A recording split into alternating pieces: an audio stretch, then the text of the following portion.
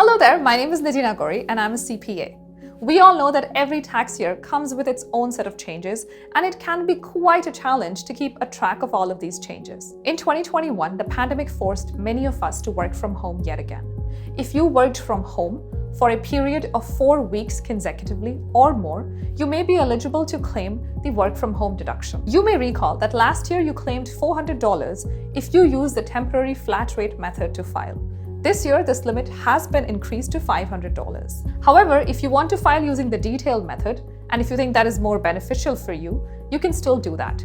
You should ensure that you keep all your receipts in place, and you will need the Form T2200 from your employer. COVID-19 has hit all of us in some way or the other, and if you received any federal, provincial, or territorial support in terms of recovery, sickness, or caregiving benefits, you will receive a T4A slip, and you will have to declare this on your income tax return. If you were self-employed and received any kind of federal, provincial, or territorial assistance in form of rent subsidy, wage subsidy, or recovery hiring, you will have to declare it as a part of your business income. If you receive the CRB, you may have to repay all or part of it if your net income after certain adjustments exceeds $38,000. If you repaid the federal COVID-19 benefit in 2021 that you received in 2020, you will be eligible to claim a deduction for the repayment that you've made. You can also choose to split this deduction in these 2 years, as long as the total deduction does not exceed the amount repaid.